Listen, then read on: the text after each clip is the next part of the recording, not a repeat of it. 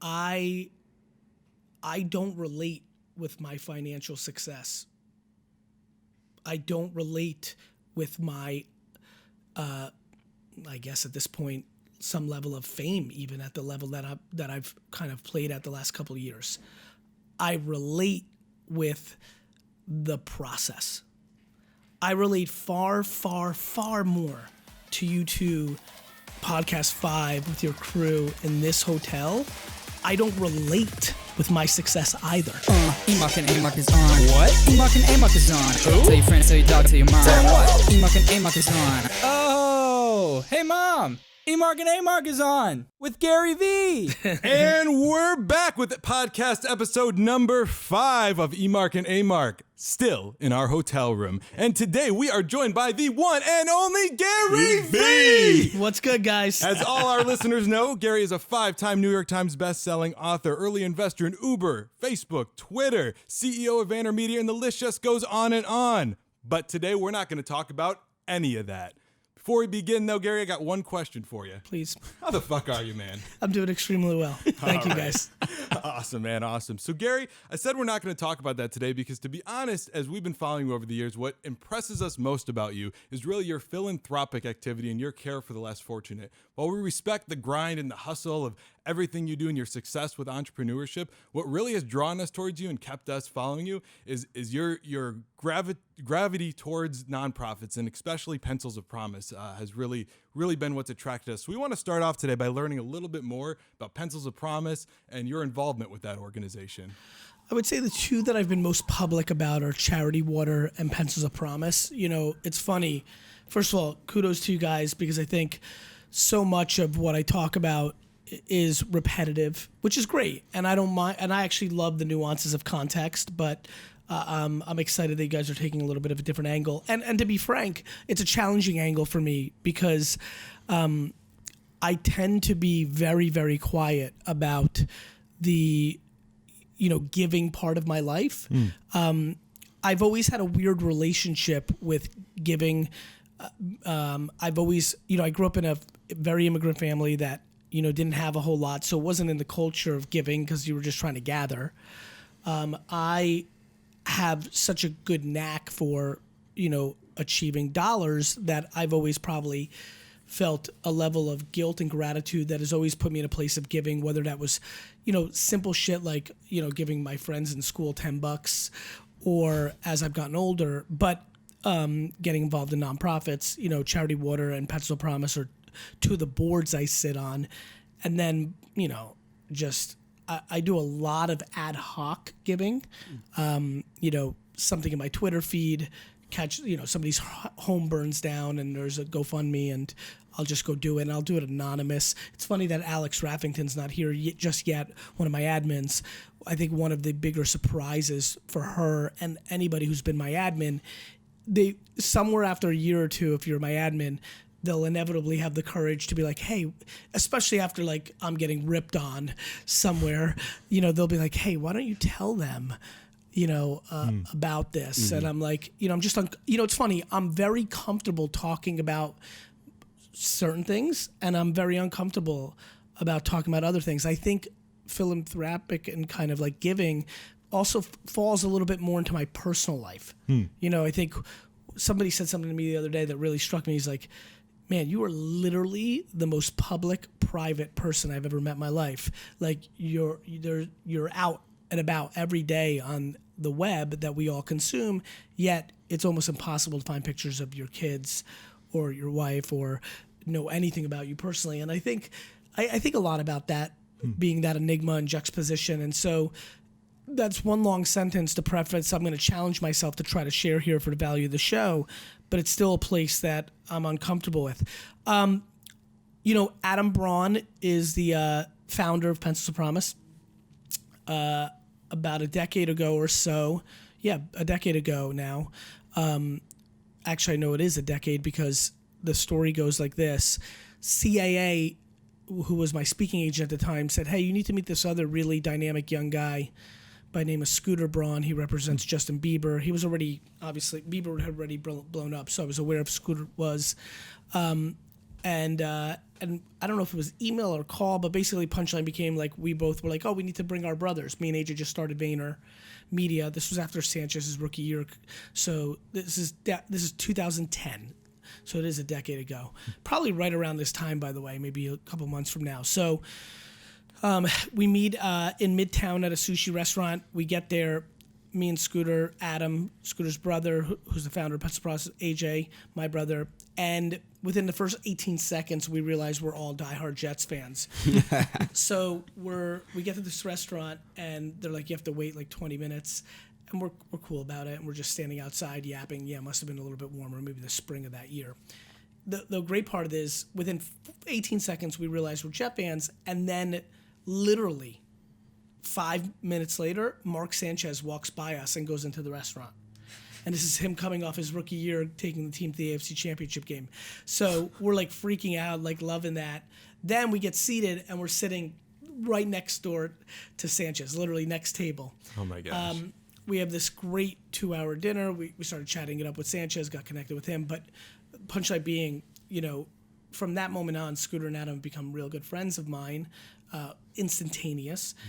Scooter, there was a lot of dynamic business stuff to do. And then, Adam was really up to a lot of dynamic business stuff too, but had 95% of his energy on this nonprofit. And it really caught my attention because this was the beginning of an era where young people would consider to start nonprofits from the get.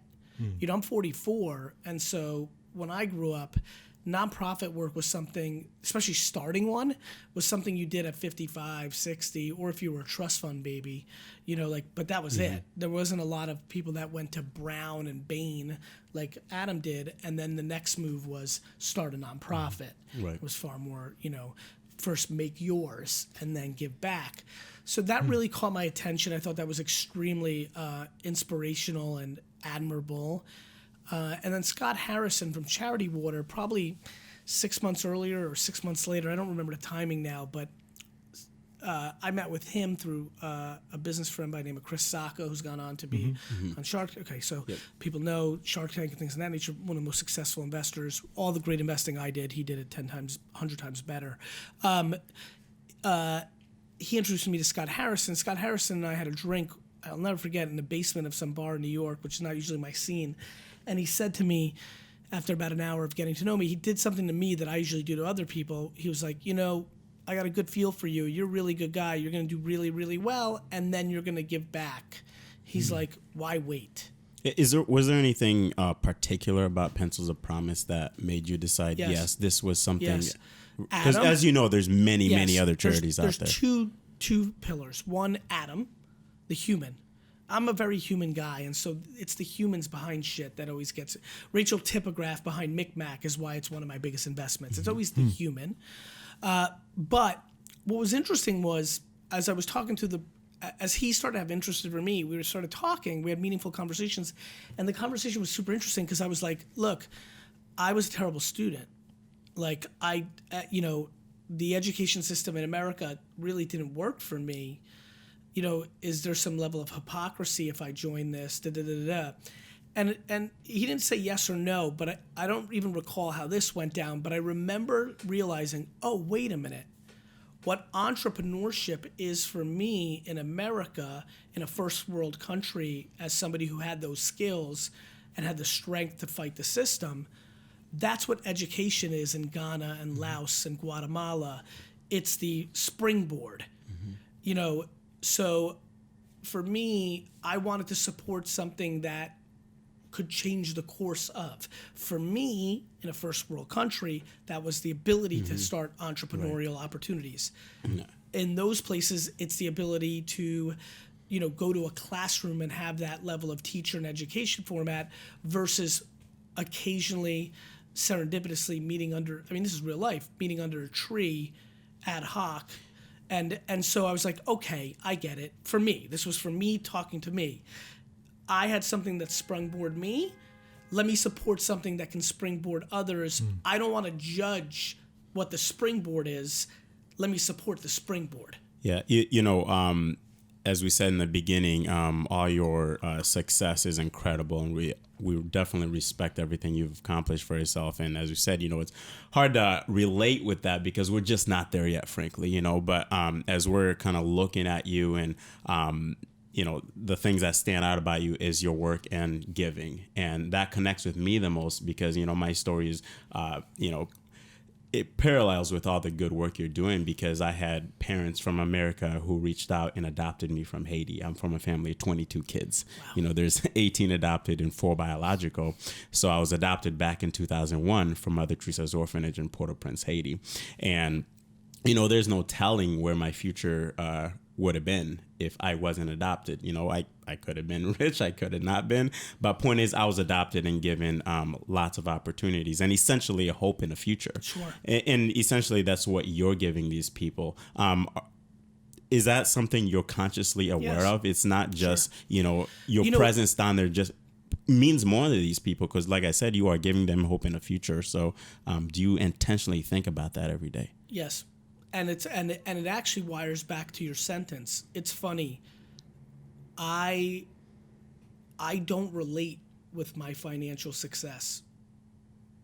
I don't relate with my, I guess at this point, some level of fame, even at the level that I've kind of played at the last couple of years. I relate with the process. I relate far, far, far more to you two, Podcast 5 with your crew in this hotel than I do. I mean, when I did the baseball card, the National Baseball Card Convention this last.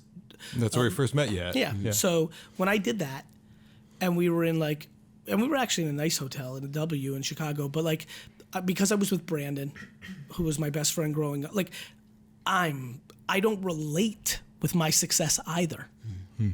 It was funny to say we can't. You were like, I can't. We can't relate with that yet, or relate with it. And it was funny when you said it in my head silently. I said, me neither. Mm-hmm. I can relate with this. Mm-hmm. I think the thing that people, if they look a little deeper with me, because I understand if people see 2 or 3 pieces of content on my feed. And as a matter of fact, on the way here, my phone blew up a little bit on the biggest sports radio show in New York and one of the biggest in the country, Sports Radio 660 with Boomer Esiason.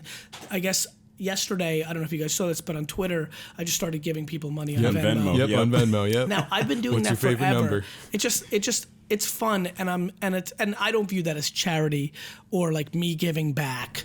I view that as it's funny. It's fun, yeah. It's fun. It's like a fun thing to do, and I'm conscious that for a lot of people, because I lived this life. Mm-hmm. I lived a life where I watched parents, and I lived that $112 was a big deal. Mm-hmm. So I'm not separated. I'm far more separated from getting paid $150,000 to give a speech than I can feel in my soul a lot more. $112, cool. I can do something with this from a grocery standpoint, from a rent standpoint. So even though yesterday wasn't about giving, I'm not aware that for some of the people that I gave $44, that's a nice thing. Mm-hmm. That's going to mean something. And so, I'm very conscious of it. Yeah, and it's also why I apologize. It's also why I go to the field. I also think going to, writing the check at some point of when you get into a certain wealth category is the easy part. Mm. Actually, this is really funny to say. The Grammys are this weekend, right? Or next weekend? Next weekend, right? So at the Pencils of Promise Gala this year, I bought a charity item to have go to a fun thing weekend at the Grammys. Mm-hmm. There's a good chance we're not doing anything with it because it ended up not being transferable and I can't go. I'm busy. So I got the Minnesota Rocker, right? I'm a part owner of a esports team in the new Call of Duty League, which is opening that weekend. But I could have just written the check. I just liked the fun of the auction because they're fun. Mm-hmm. Right. And you can. and you can do that. You can write that check. That's right. Yeah, you've worked hard for it to be where you're at. So absolutely. I'll be honest with you. One of my favorite things is the money that I give, both for startups and for charities. Like, it feels great because I earned it. I see a lot of people throwing around a lot of judgment when they're spending the money that they inherited. And so pop and everything else and all this talk it's about the human element for me. There's a lot of different ways I look at it. For example, the people that we're about to hire a ton of people for content creation in general, VaynerMedia, 1:37 p.m. To me, I feel excited about paying people minimum wage to do that because that's the truth of the market of supply and demand. Everybody right now under 25 is a content creator, all of them. So that's the supply and demand. A lot of people on Twitter will razz me and say, you should pay more. I'm like, okay. I understand that's that's a subjective call. So it's really funny. I'll say I don't think so because it's supply and demand. I'm not making anybody. I realize there was a kid that grabbed me in Vegas this week at CS, and he's like, "Do you remember me?" I'm like, "Kind of," because I recognize the face. He's like, "I worked at Vayner for a very short period of time." He's like, "I just want to thank you. That in my LinkedIn profile has allowed me to freelance at scale. Like, I get hired every single time." And I've always said that to Jason, to Alex, the rest of my team, like, the cosign is in perpetuity. It's brand. It's like being on a championship team. You get a couple more contracts in sports because of it. Life is complicated. And right now we are in a judgmental headline reading world. So when I think about the nonprofit work that I do, I was mentioning you, Alex, earlier about like all the giving I give, but nobody knows about it. I've chosen to make that private. I don't judge others that make it public. I do look at it with sometimes a 5% to 50% cynical eye, saying you're doing that to make yourself look good. Yeah. Right? And there's also, I like that level of humility you have about it, that you're not just going bragging to the world, hey, look at me. Really. Look at all the good I'm doing, etc. Yeah, So but on the flip I really side, respect and admire that. I want about everybody you. to hear this. Literally an hour before I got here, on this sports radio show that I just mentioned, they're talking about, I guess one of the people I gave it to works at this radio station. Oh. So Boomer Esiason is like, I was a big Jets fan, and he probably, he's like, I like Gary. So the other co-host, Gio, is like, he's just flaunting his money. And I'm not upset about that because there's people who make a public post about donating dollars. I'm not comfortable with that. I look at that as a cynical, like, you're trying to make yourself look good. They might just want to share it the same way it was fun for me to play the Twitter Venmo game yesterday. What it's doing is it's putting me to a level, like, I'm very passionate right now about challenging my own convictions, realizing there's absolutely a heads and tails, a black and white, a left and right, a other side of the equation. And because of the political climate we live in, everyone's gone extreme to there's only right and wrong based on how I see the world, and it's created a lot of conflict. And so I'm glad we're talking about this subject because I'm trying to challenge myself. When I don't say that I've donated to something publicly, it means that thing doesn't get as much exposure. Right. Which is what I was going to ask about. I saw in episode 242 of Daily V, you went to Ghana. Yes. That was very public. I mean, you Yes. showed the whole process going Yes. out there, but it didn't show you actually giving anything, which I'm wondering what the thought process was when you went to create that, and why you didn't just go on the trip by yourself. I don't even know how to like put that into content. Like me getting an email from the head of Pencils of Promise at the time, and what, wiring $200,000? Like what's the video, right? Right. Like. But I guess why did you choose to document that process and not just go out on your own and keep it private? Because I continue to challenge myself to break my own systems. And I recognized that the vlog was at its height at that point, and I was naturally going anyway, and I was filming every day anyway, so I wasn't going to force overreaction in the other direction and say no. Right. So it just fit in with what you're already doing. You know what's funny? I'm very comfortable about not overthinking things, knowing when things feel right, and then if they don't work out, not overjudging myself because I had the intuitive conviction at the time, and that's what felt right to me. Makes sense. Yeah. Yeah, I guess I look at you and I try to find out, okay, what does he do well, and where can I see some parallels with what we try to do. And one of those aspects is going and helping this organization in Haiti called Haiti 180. I think it's incredible that it doesn't matter what level you are at in life financially or whatever. It's just, I think, find something to give to at whatever level you can. And for us, it's just going down there physically and being a presence in the community. It's not so much about writing checks. I mean, you have more impact on people that way, being a presence like you were. By the way, I genuinely would argue that I would argue that me going to a shelter and on Thanksgiving morning and spending those 2 hours is equal, if not greater, than me writing a $100,000 check. And it is definitely harder on me than that. Right. Mm-hmm. And the reason I say that out loud is I want people to hear that because to your point, you can. And by the way, listen, again, I did not grow up, based on the way we kind of struggled on the come up, it wasn't and wasn't part of Soviet culture. Soviet culture was fight for yourself because the government owned everything. So I did not grow in an environment of giving or charity. Like this is a big challenge for me, and I'm trying to really set the tone for everything that happens after me. Obviously, because my kids and other family members are going to have it so different, and I want to put that pressure on. Like, you've been given a real gift, you better do something with it. That being said, I've always gave my whole life. I made a reference earlier. Do I give kids in class that I thought had less money after a baseball card selling? I remember selling baseball cards in the lunchroom and then taking some of the money and giving it to the kids that it was very obvious to me in Edison didn't have as much, and it was like $2, but like they were able to get like I remember it was like the coffee cake, like from Hostess, like that was like the big status item in our lunchroom, and it mattered. And I think a lot of people can give a lot more than they think. Like, you can give a lot more, whether it's a tip, whether it's like little things or whether it's just kindness. And by the way, you want to talk about my favorite thing to give? How about just humanity? Like, why can't we start giving humanity? Meaning smiling at like one of my favorite things I've been doing for a while, and I've kind of tripled down on it, is just general kindness and happiness in public domain. One of my favorite, I sit first class a lot when I fly, so I'm on the plane first. Like, I'm spending a lot of time lately just like smiling people when they come on. Just the general acknowledging of people, and I don't know about you.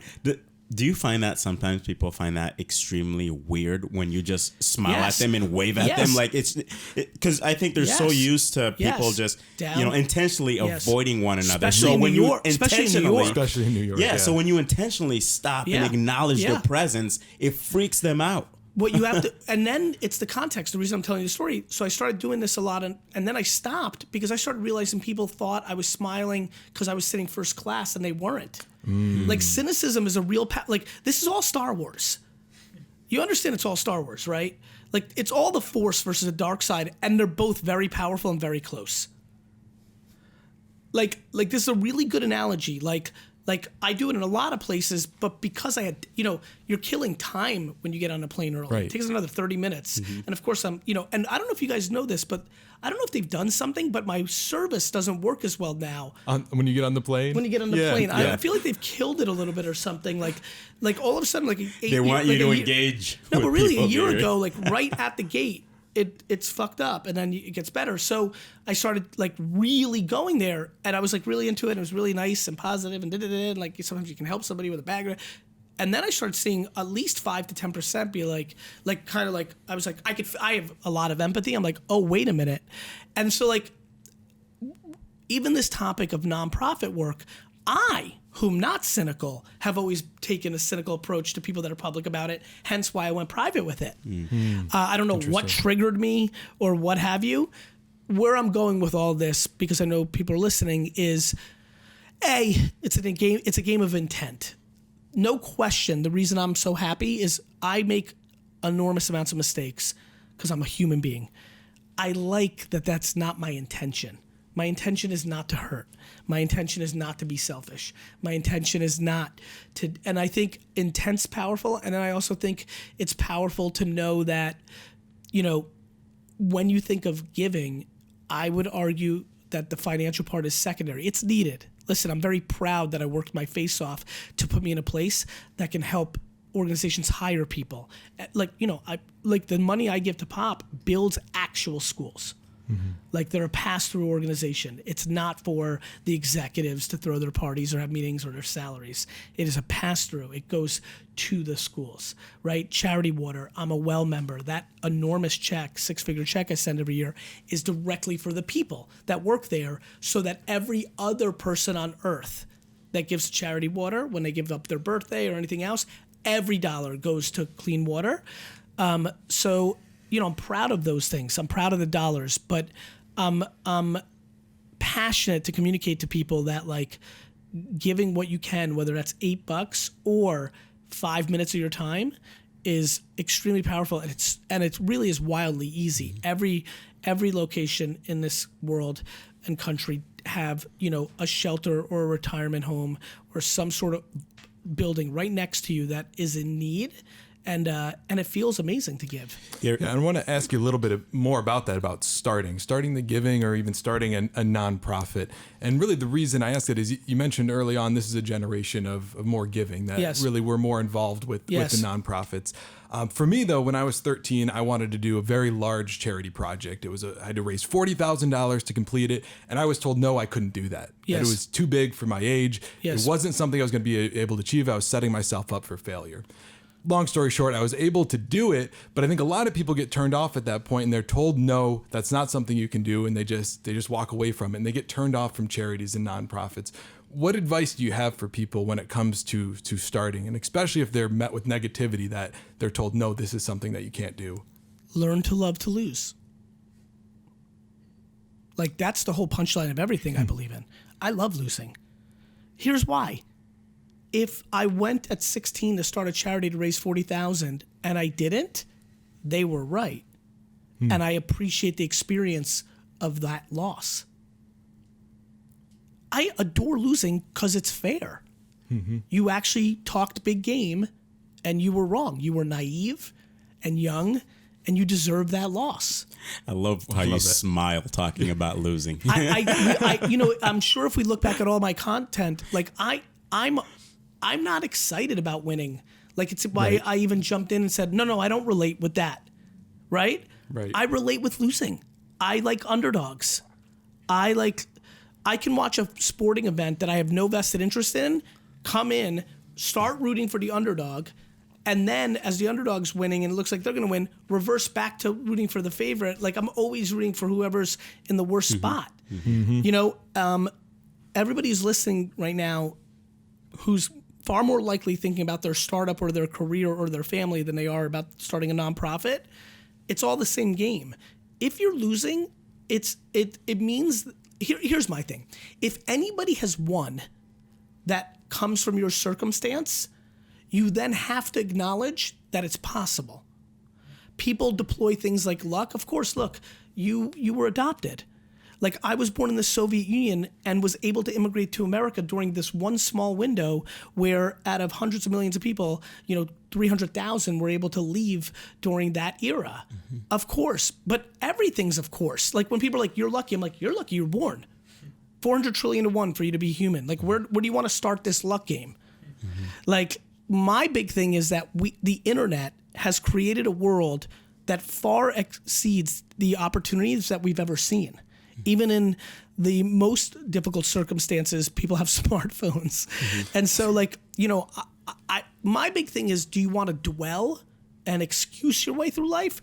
Or do you want to become accountable and optimistic your way through life? To me, accountability and optimism is just far more interesting and more challenging and more worthwhile and less regretful when you're 90 than blame and excuses and complaining and crying about it, ultimately because nobody's listening to you cry. You think they are.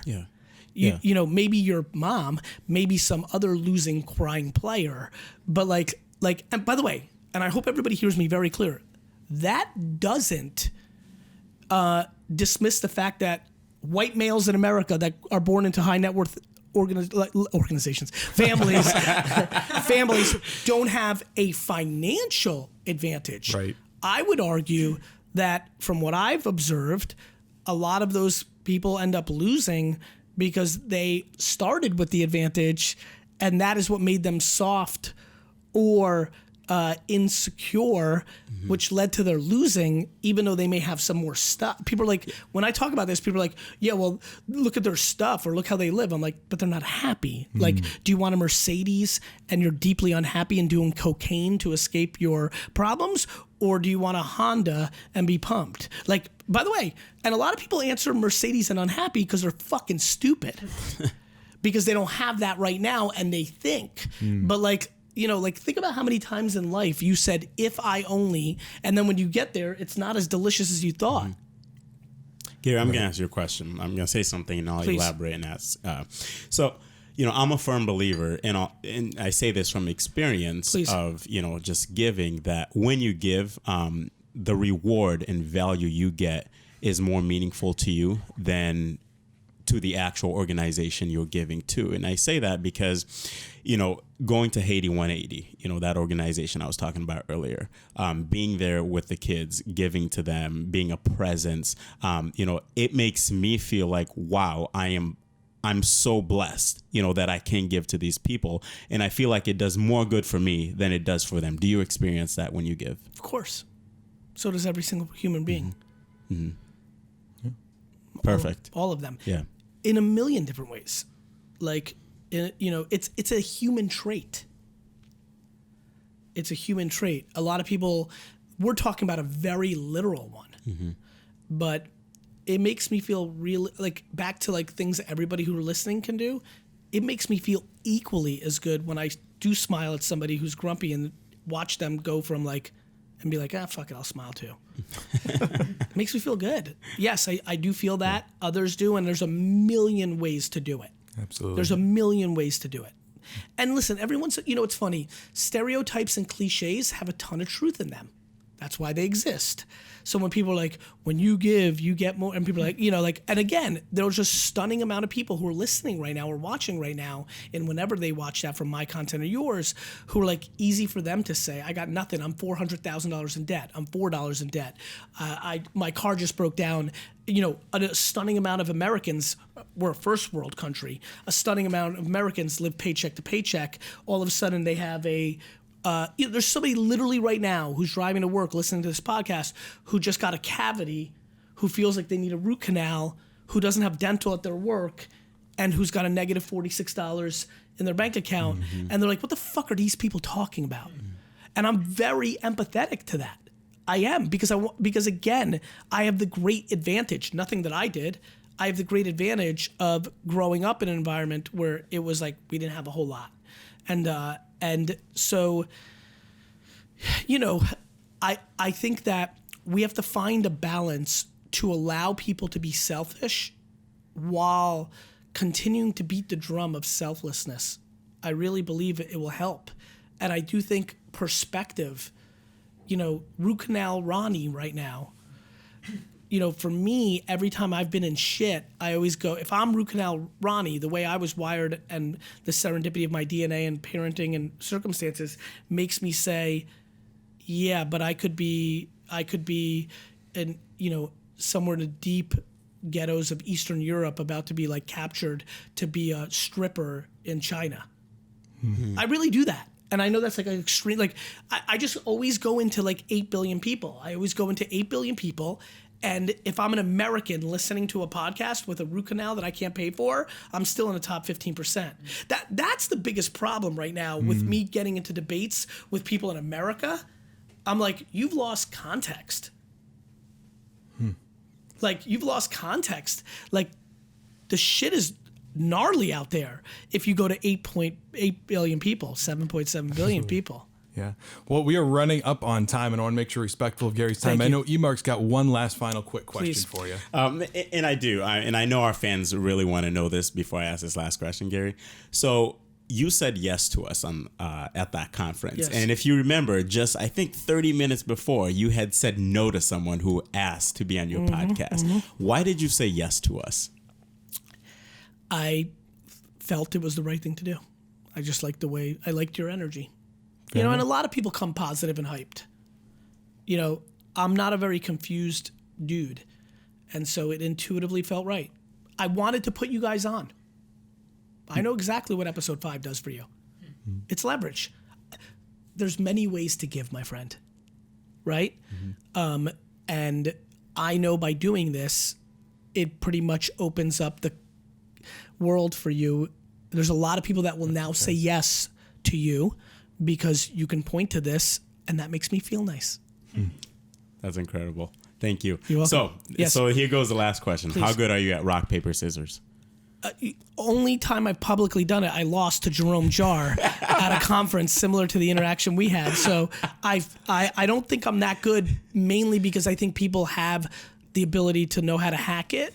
I don't. It's kind of like poker. I suck at poker because people have skill in it. I'm just dangerous because I'm willing to like hurt someone's feelings. I'd rather lose So money you, than you are competitive, and I'm you would play me in a competitive. game of rock, Yes, I paper, would. scissors. All right. So, Gary, you always say, ask. If Yes. you don't ask, Yes. the answer is always Yes. no. And I'm a firm believer in that. Yeah. So my proposition to you is we play a game of rock, paper, scissors. We win, something that's very important to us, and is, like I said, quite important to us, is this organization called Haiti 180 Yes. and the ability that we have to give to them. Yep. If we win Yes. this game Yep. of rock, paper, scissors, you come with us and visit them. For And- one day. For one day. where. In Haiti. In Haiti.